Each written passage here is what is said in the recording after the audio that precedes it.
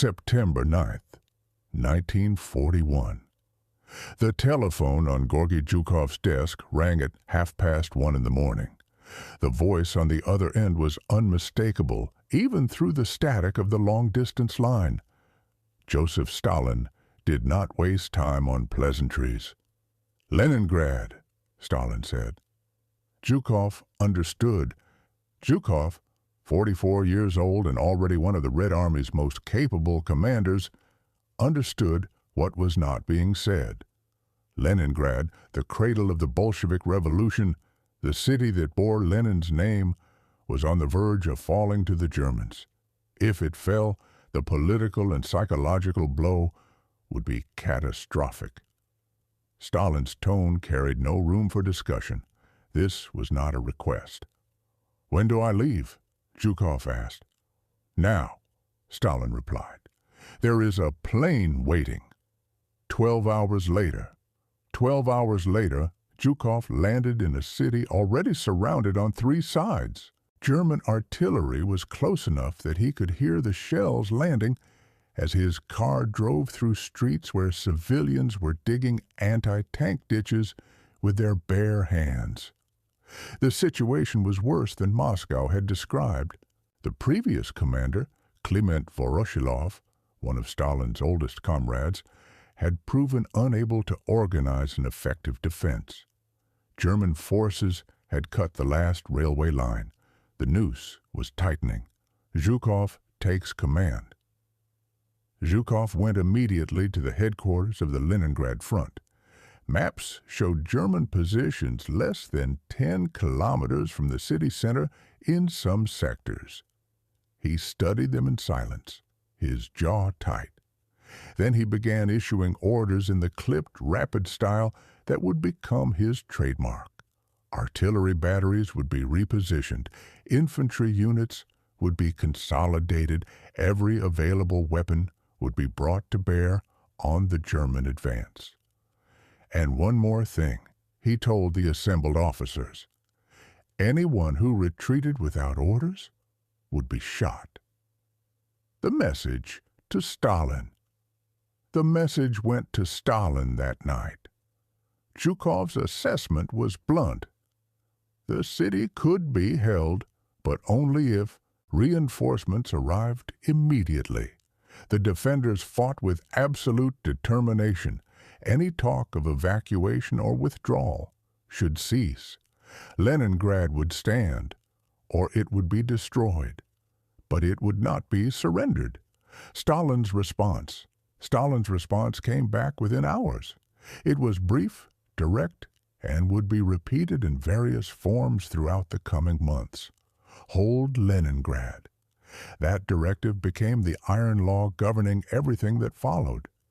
But in those first weeks of September, as German artillery began the systematic bombardment that would continue for 872 days, no one in Moscow could be certain the city would survive. Stalin knew the stakes. Stalin knew the strategic value of Leningrad. He knew its symbolic importance. He also knew that sentiment would not stop German tanks' faith in the revolution, would not feed a starving population once supplies ran out. By the end of September, the Germans had completed their encirclement. The only connection to the rest of the Soviet Union was across Lake Ladoga, and even that route came under constant air attack. The city of 3 million people was cut off. The calculations. In Moscow, Stalin received reports daily. Casualty figures, ammunition expenditure, food reserves. That last category became the most critical.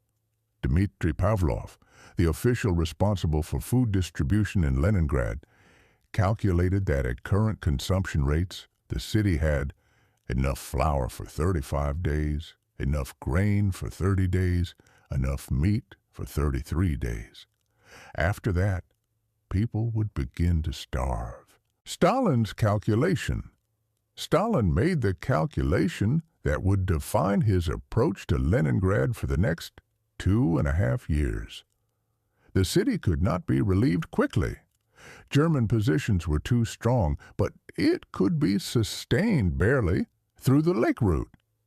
Enough supplies might be brought in to keep the population and garrison alive, though not comfortable. The city would suffer, but it would endure. The road of life. He ordered the establishment of what would become known as the road of life, the supply road across Lake Ladoga. In autumn, barges and ships would ferry supplies across open water. In winter, when the lake froze, trucks would drive across the ice. It was a desperate measure, vulnerable to air attack and weather, but it was the only option. The first winter. The first winter tested that calculation almost to destruction. By November, German artillery had found the range to most of the city. Shells fell randomly day and night, killing people in their apartments, in bread lines, in the streets. But the shelling was not what would kill most of Leningrad's victims. That distinction belonged to starvation and cold. November 20th, rations cut. On November 20th, rations were cut again. Workers now received 375 grams of bread per day. Everyone else received 200 grams. The bread itself was barely recognizable as such. Bakers mixed sawdust, cellulose, and cottonseed cake into the flour to make it stretch. People chewed the mixture slowly, trying to extract every possible calorie. December, rations cut again. In December, the rations were cut again. 125 grams of bread for dependents and children, 250 grams for workers. That was it. No other food was available through official channels. 100 to 25 grams of bread, about 4 thin slices, to sustain a human being for an entire day in sub-freezing temperatures. The death toll climbs. People began to die in their apartments and remain there frozen because their families lacked the strength to move the bodies. Others collapsed in the street and were covered by snow. The death rate climbed into the thousands per day, then the tens of thousands. Leningrad was becoming a necropolis. Reports to Stalin reports reached Stalin's desk. He read them without visible emotion, according to those who were present. He asked questions about the tonnage being moved across Lake Ladoga, how many trucks had broken through the ice and been lost, why more supplies were not getting through, but he did not waver from his fundamental decision. Leningrad would not be evacuated. It would not be surrendered. It would be held. Did Stalin understand? Some historians have debated whether Stalin understood the full horror of what was happening in Leningrad during that first winter. Others argue that he understood perfectly and made a cold calculation that the strategic value of tying down German forces outside the city justified the civilian casualties. The truth is probably simpler and more complex. Stalin dealt in large numbers and strategic objectives. Individual suffering, even on a massive scale, was an abstraction to him. What mattered was whether the city continued to resist. And it did resist. Through January and February of 1942, as the death toll climbed past 600,000, the Red Army garrison continued to man the defenses. The factories that could still operate continued to produce ammunition and repair weapons. The city did not surrender. March 1942. By March, the worst of the famine had passed, not because conditions improved dramatically, but because so many had already died that the remaining population could be sustained on the limited supplies getting through. Rations were increased slightly. The ice road across Lake Ladoga had moved enough supplies to prevent total collapse. Spring brought the possibility of evacuating some civilians across the lake before it thawed. Stalin's divided attention. Stalin's attention during this period was divided among multiple crises.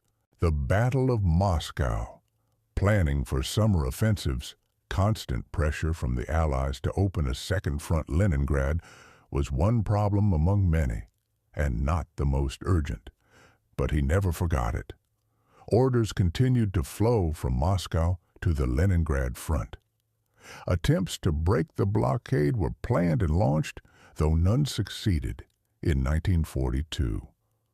The second winter. The city survived its second winter in better condition than the first, though better was relative. Rations remained minimal. Shelling continued. People still died of hunger and cold, though in smaller numbers. The road of life operated more efficiently, moving more supplies across the frozen lake. But the fundamental situation had not changed. Leningrad remained cut off, besieged, slowly dying. Stalin's public statements. Stalin's public statements about Leningrad during this period were few and carefully crafted. He praised the city's defenders in speeches. He issued orders commending their courage, but he did not visit. He did not make grand promises of imminent relief. He was too much of a realist for that. The strategic situation did not permit a major offensive to break the blockade. The Red Army was still learning how to fight the Wehrmacht effectively. Premature attacks would waste men and achieve nothing. Late 1942, the strategic balance shifts. But by late 1942, the strategic balance was shifting. The victory at Stalingrad in February 1943 would mark the turning point of the entire war. Before that, in January 1943, a smaller but symbolically crucial victory would come at Leningrad. Operation Iskra, named for the revolutionary newspaper Lenin had founded, was planned as a coordinated assault by two fronts. The Leningrad front would attack eastward. The Zhukov front would attack westward. If they could link up, they would create a land corridor to the city, breaking the complete encirclement. January 12, 1943. The operation began on January 12, 1943. Soviet artillery opened a massive bombardment along the entire front south of Lake Ladoga. Then the infantry went forward through snow and across frozen marshland. German positions were strong, fortified through more than a year of occupation. The fighting was brutal and close range. For 6 days, the outcome remained uncertain. Soviet forces advanced slowly, taking heavy casualties. January 18th. The breakthrough, then on January 18th, units from the Leningrad front and the Zhukov front met near Workers' Settlement No. 5. The corridor was narrow, only 8 to 11 kilometers wide at its thinnest point and still under German artillery fire. But it existed. Leningrad was no longer completely cut off. The message reaches Stalin. The message reached Stalin's desk within hours. He was in his Kremlin office, meeting with members of the State Defense Committee, when an aide brought the telegram. Stalin read it, then read it again. He looked up at the men around him. "Leningrad," he said. "The blockade is broken." What Stalin felt. What he felt in that moment is not recorded. Stalin was not a man given to emotional displays, at least not in front of subordinates. But his actions in the hours that followed revealed something of his state of mind. Order number 95. He immediately drafted Order number 95 to be issued that same day. The order congratulated the troops of the Leningrad front and the Zhukov front for their victory, praised their courage and determination, And it contained one unusual provision. There would be an artillery salute in Leningrad itself to celebrate the breakthrough. This was extraordinary. Artillery salutes were normally fired in Moscow to mark victories. Having one fired in Leningrad, a city still under siege and under bombardment, was a powerful gesture. It was Stalin's way of acknowledging what the city had endured and what its survival meant. The salute? The salute was fired on the evening of January 18th. 24 salvos from 324 guns. People came out of their apartments despite the cold and the danger to listen. Some wept. Others stood in silence. For 872 days they had heard only German shells falling. Now they heard Soviet guns firing in celebration. Stalin's order was read over loudspeakers throughout the city. His words were formal, as always, but they carried weight. The defenders of Leningrad had accomplished what many had thought impossible. They had held out through conditions that would have broken most cities. And now, finally, there was proof that their sacrifice had not been in vain.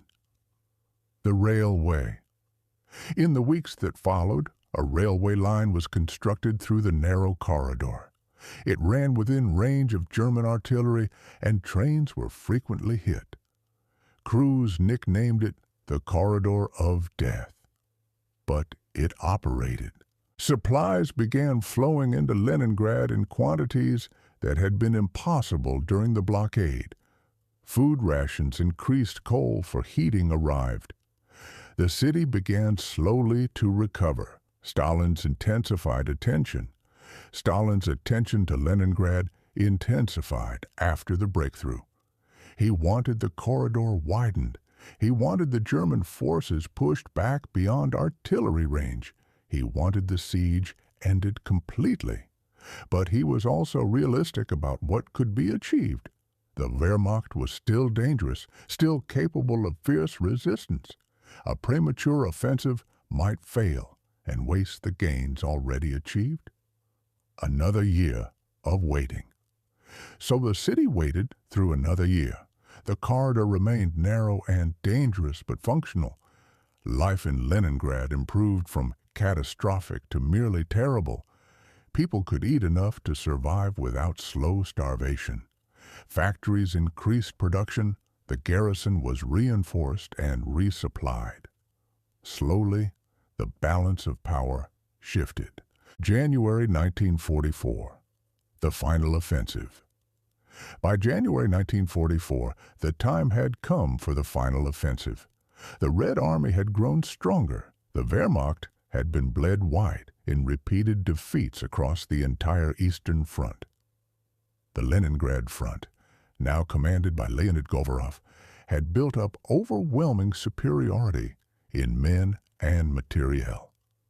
The offensive began on January 14, 1944. This time, there was no prolonged struggle.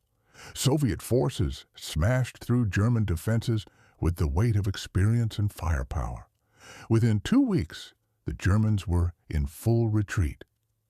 January 27, 1944. The siege is over. On January 27th, Stalin issued another order. The siege of Leningrad was over. That evening, a second artillery salute was fired, this one in Moscow.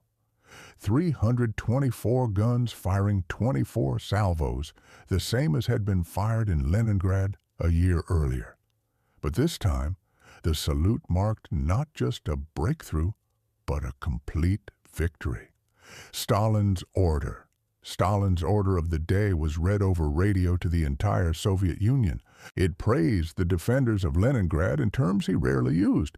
The city had withstood 872 days of siege. It had endured bombardment, starvation, and cold. It had lost over 600,000 of its people, though the true number was certainly higher. And it had never surrendered. What Leningrad's survival Meant to Stalin for Stalin, Leningrad's survival had multiple meanings. Strategically, it had tied down German forces that could have been used elsewhere. Politically, it had demonstrated the resilience of the Soviet system, or at least the willingness of Soviet citizens to endure unimaginable suffering rather than submit to Nazi occupation personally. It validated his decision to hold the city at all costs, a decision that had been questioned by some of his own commanders. Something deeper. But there was something else in Stalin's reaction to Leningrad's survival, something harder to quantify. The city had defied his expectations. In September 1941, when he sent Zhukov to take command, he had hoped the city could be held, but could not be certain. The Germans were at the height of their power. The Red Army was reeling from catastrophic defeats.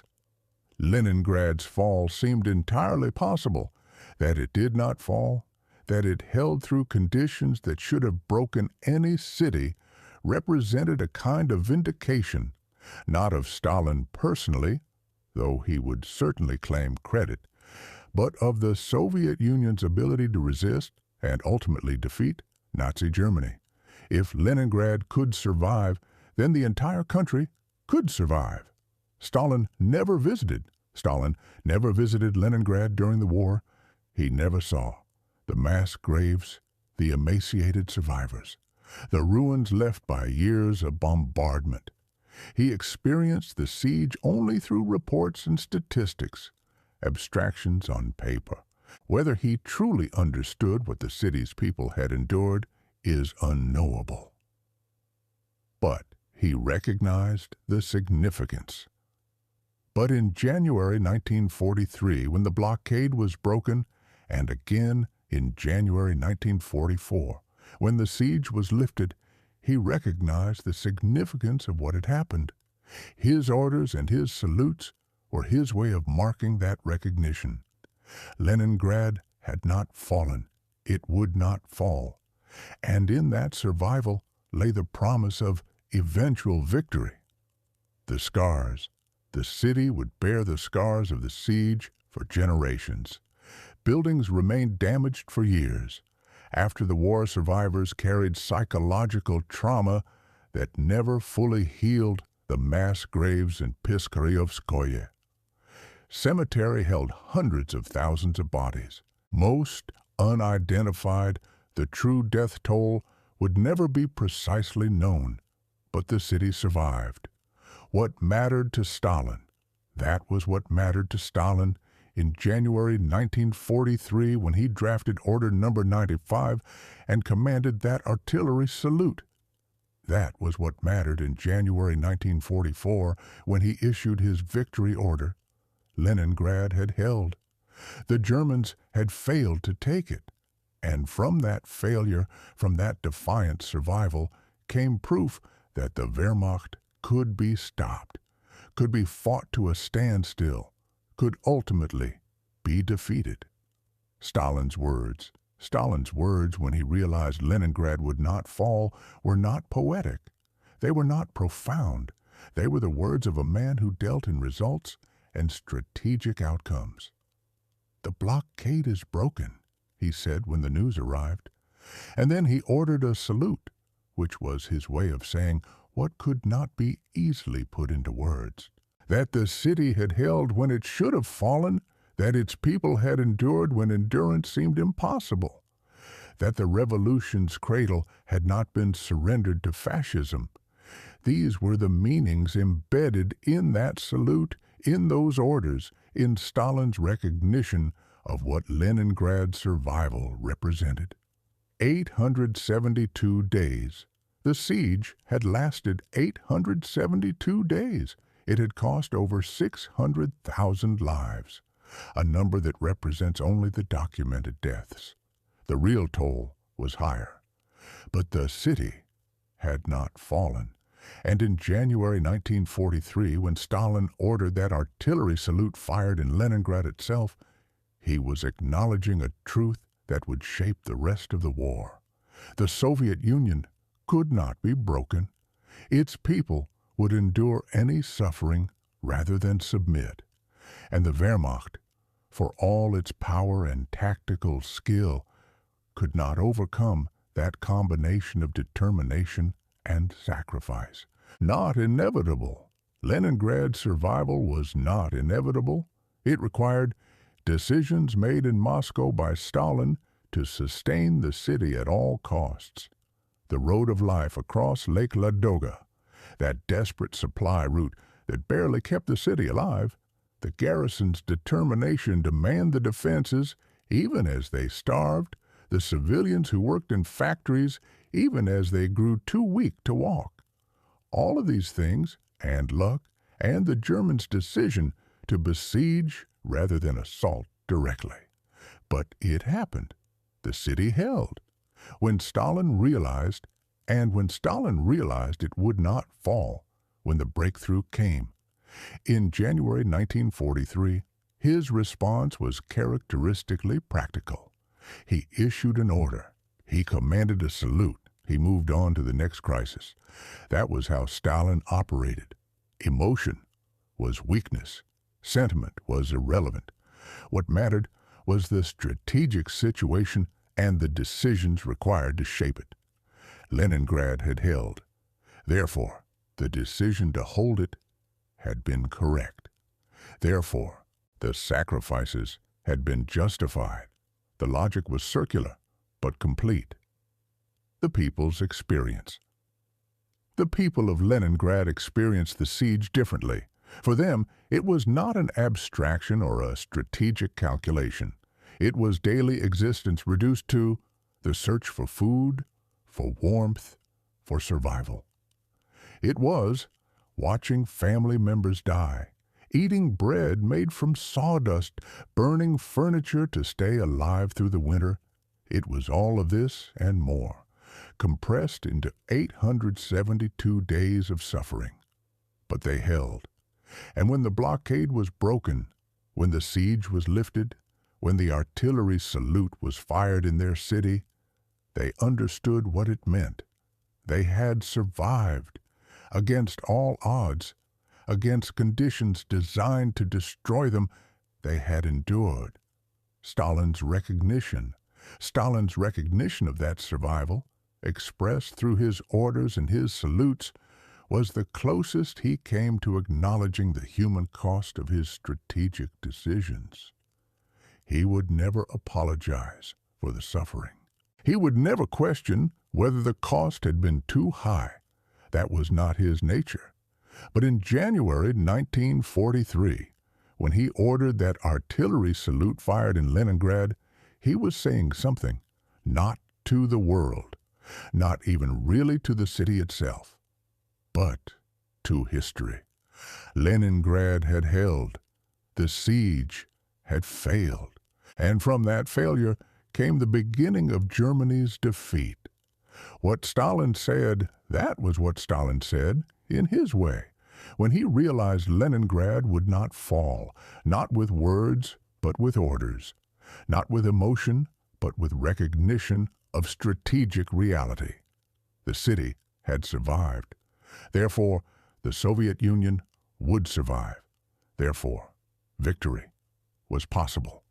Conclusion: if this story of strategic calculation and human endurance of a city that refused to fall has moved you, subscribe to Frontline America. World War II right now. Hit that like button and share this with anyone who wants to understand what Stalin said when he realized Leningrad would survive. Drop a comment. Was Stalin's decision to hold Leningrad at all costs justified? And where in the world are you watching from? Thanks for watching, and we'll see you in the next one.